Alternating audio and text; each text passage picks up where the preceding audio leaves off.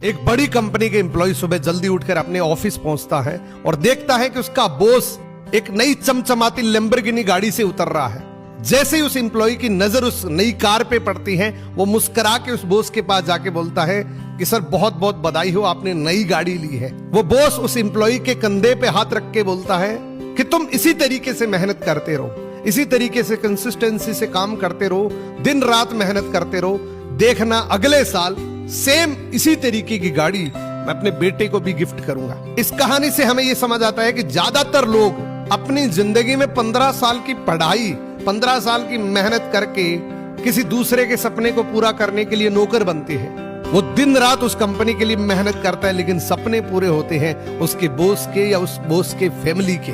सो याद रखना, समय रहते आपने अपने सपनों का चुनाव नहीं किया तो कोई दूसरा व्यक्ति अपने सपनों को पूरा करने के लिए आपका चुनाव कर लेगा।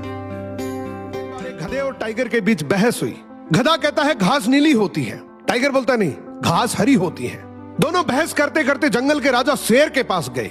गधा शेर से बोलता है कि देखो ये मेरे साथ बहस कर रहा है, मैं इसे बोल रहा हूं घास नीली होती है, लेकिन ये मान ही नहीं रहा, अब आप ही बताओ। शेर कहता है गधा बिल्कुल ठीक कह रहा है, घास नीली होती है। गधा बहुत खुश हो जाता है, वो खुशी से चिल्लाते हुए जाता है। कुछ समय बाद गधा वापस शेर के पास आता है और कहता है कि राजा जी केस तो मैं जीत गया, टाइगर ने मेरे साथ बहस करके मेरा बहुत टाइम खराब किया है, आप टाइगर को पनिशमेंट दो। शेर कहता है हाँ तुमने बिल्कुल ठीक कहा, इस टाइगर को तो पनिशमेंट मिलनी चाहिए। वो टाइगर को कहता है टाइगर अगले 3 दिन तक तुम मौन रहेगा, ये तेरी सजा है। ये देखकर गधा खुशी से पागल हो गया, वो चिल्लाते हुए वहां से चला गया। उसके जाने के बाद टाइगर शेर से कहता है तू कैसा राजा है और ये कैसा न्याय है तेरा। मैं जानता हूं घास हरी होती है, तू भी जानता है घास हरी होती है, ये दुनिया जानती है घास हरी होती है, फिर तूने कैसे कह दिया कि घास नीली होती है। शेर कहते देख ध्यान से सुन, तू जानता है घास हरी होती है, मैं भी जानता हूं घास हरी होती है, ये पूरी दुनिया जानती है घास हरी होती है, तो फिर तू गधे के साथ बहस क्यों कर रहा था? तुझे बस इसी बात की पनिशमेंट मिल रही है कि तू गधे से बहस कर रहा था। जो गधे से बहस करता है वो सबसे बड़ा गधा होता है। इस कहानी का मतलब है कि इस दुनिया में बहुत जिद्दी लोग हैं। अगर तुम भी उनके साथ जिद करोगे, बहस करोगे, तो तुम भी उसी कैटेगरी से। पहले लोग ये मानते थे कि आदमी इस दुनिया में सबसे ज्यादा, सबसे हाईएस्ट सैलरी लेता है। इसकी 1 महीने की सैलरी 133 करोड़ रुपए है। और एक बात बोली जाती थी कि शायद ही इस दुनिया में ऐसा कोई इंडिविजुअल होगा जो इस रिकॉर्ड को तोड़ पाए, लेकिन इस मात्र 26 साल के लड़के ने ये सारे रिकॉर्ड तोड़ दिए। इसका असली नाम है जिमी डोनाल्डसन, लोग इसे मिस्टर बीस्ट के नाम से जानते हैं। ये दुनिया का सबसे बड़ा यूट्यूबर है। इसकी 1 महीने की कमाई 500 करोड़ रुपए है, यानी कि साल के 6000 करोड़ रुपए।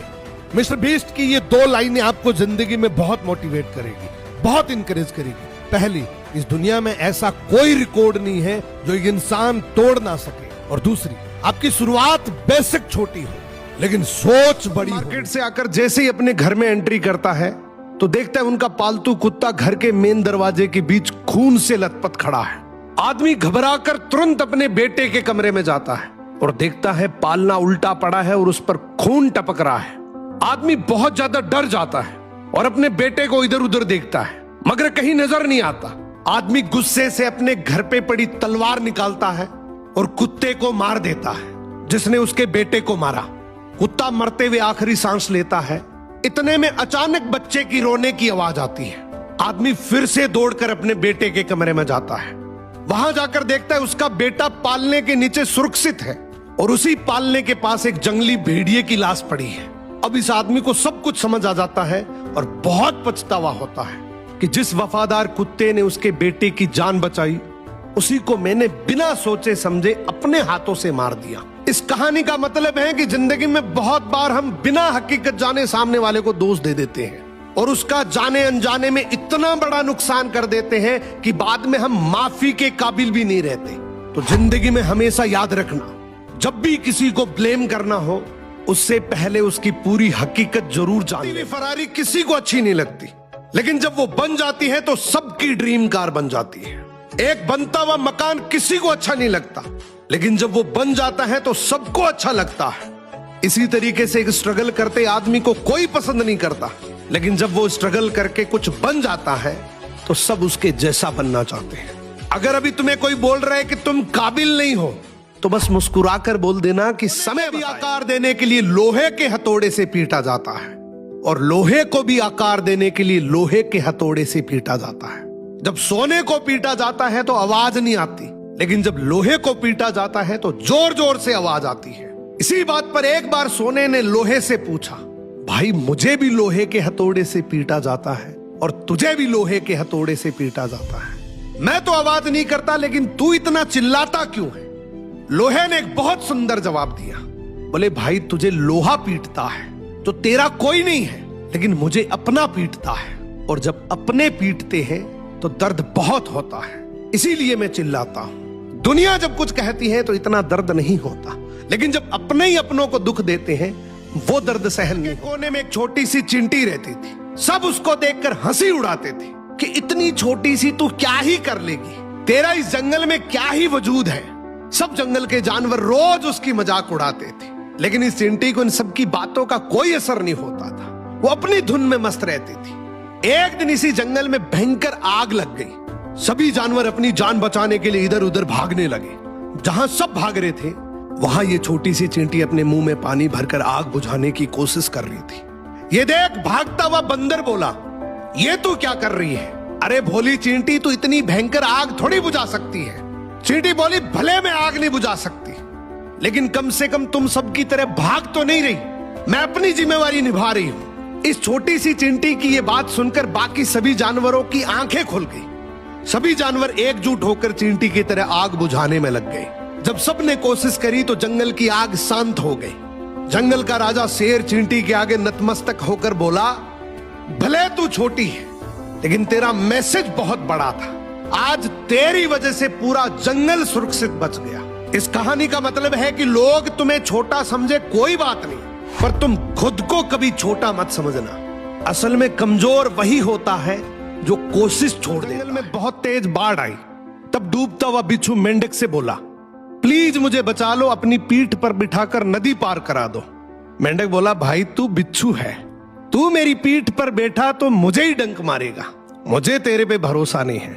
बिच्छू आंखों में आंसू लेकर बोला, भाई भरोसा तो कर, भला मैं तुझे क्यों डंक मारूंगा, तू तो मेरी जान बचा रहा है, और अगर मैं तेरे को डंक मारूंगा तो मैं भी तो डूब जाऊंगा।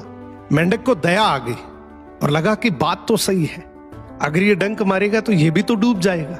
उसने भरोसा करके बिच्छू को पीठ पर बिठा लिया। जैसे ही वो दोनों नदी के बीचों बीच पहुंचे, बिच्छू ने मेंढक को जोर से डंक मारा। मरते हुए मेंढक ने बिच्छू से पूछा, भाई तूने ऐसा क्यों किया? मैंने तो तेरे पे भरोसा किया था और अब तू भी तो मेरे साथ डूब जाएगा। बिच्छू बोला, भाई क्या करूं, आदत से लाचार हूं, यही तो मेरा नेचर है।